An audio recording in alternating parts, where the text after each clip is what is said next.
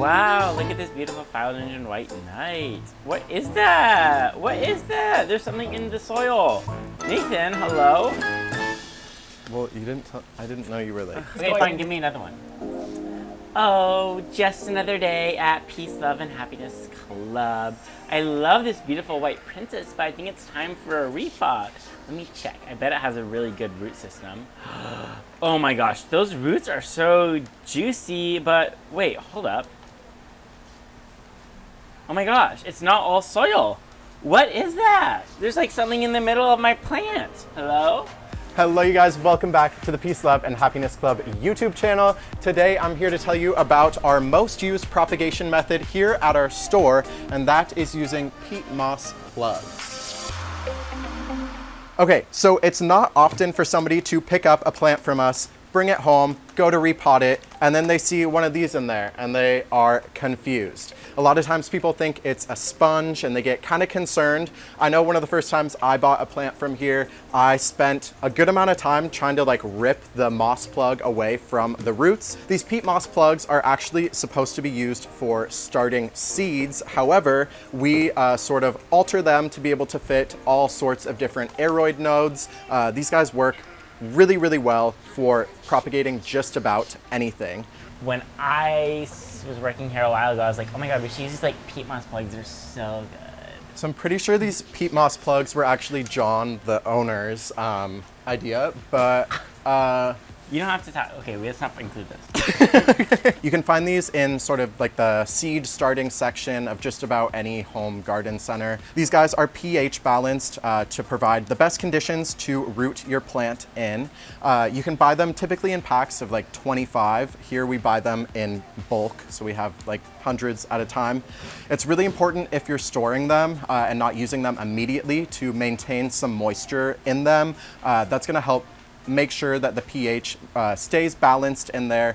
And then also if you let these guys get too dry, they're kind of tricky to fully rehydrate. You can see we keep them here in a closed container, and then I'll usually mist this like every couple days or so as I notice that it needs it. As you can tell, there's a hole in the peat moss plug.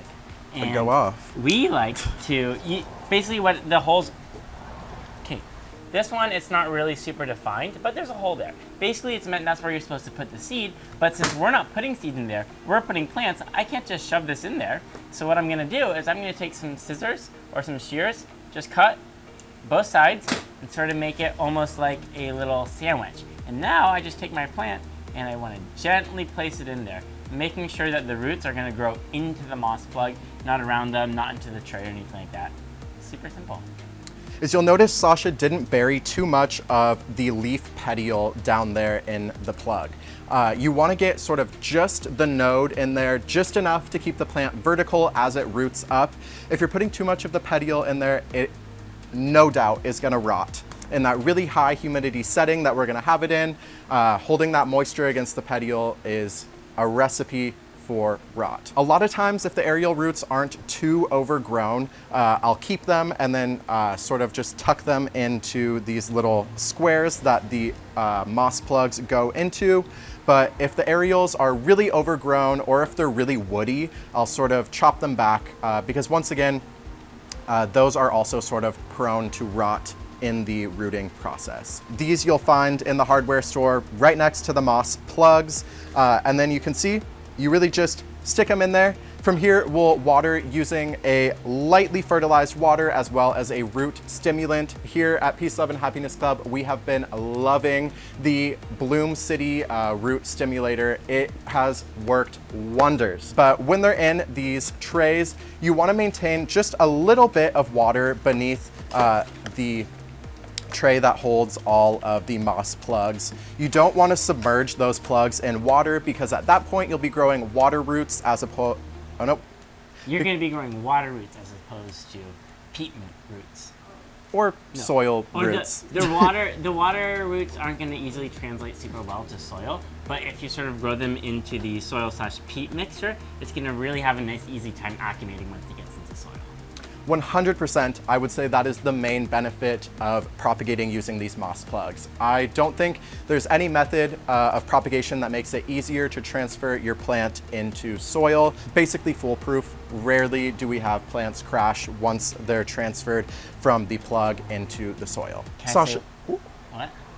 Go ahead. If you had a very, very large plant, like that had maybe like 6 or 7 leaves, and you just tossed it into here, and it didn't really have any roots to sustain it, it might sort of, the upper leaves might tend to crash. So one thing that works really well is using a dome to sort of keep everything nice and moist. So the leaves are still going to be provided a lot of moisture and stuff like that. So they're not going to just like bend over or anything like that. We have a lot of domes here, but there's a lot of things that could work pretty easily. These would be the domes that Sasha is talking about. You can find these, once again, at just your standard household garden center or big box store. But once you've got all your plugs set up in the tray, you'll want to cover them. I typically keep the moss plugs covered for about a week and a half to 2 weeks until they're nicely established in there. And then it's at that point that I'll remove the dome and sort of allow them to acclimate to your more standard environment. Wait, how do you juggle? I actually don't know. Oh, like that? Sasha, when would I know that it's time to transfer a plant from this tray into soil? Well, you would pull out your Peat plug, which can be kind of hard to do sometimes. Sometimes I like to take these little scissors. I use those to sort of help me pry it out. And then, you know, obviously this one already had a lot of area roots, as you can see. But if I saw a bunch of roots sort of growing into the moss and they looked very healthy and happy and full, then it'd be perfect, nice and easy to go into soil. Yeah, so when we transfer them into soil, we'll typically just use like coco coir with some perlite and then maybe a little bit of leca and a organic slow release fertilizer. I highly recommend checking these guys out. Like I said, you can pick them up on Amazon or your standard garden center. This is a foolproof way to propagate that we haven't shared with you yet. Thank you guys so much for watching. We will see you in the next one. Peace out.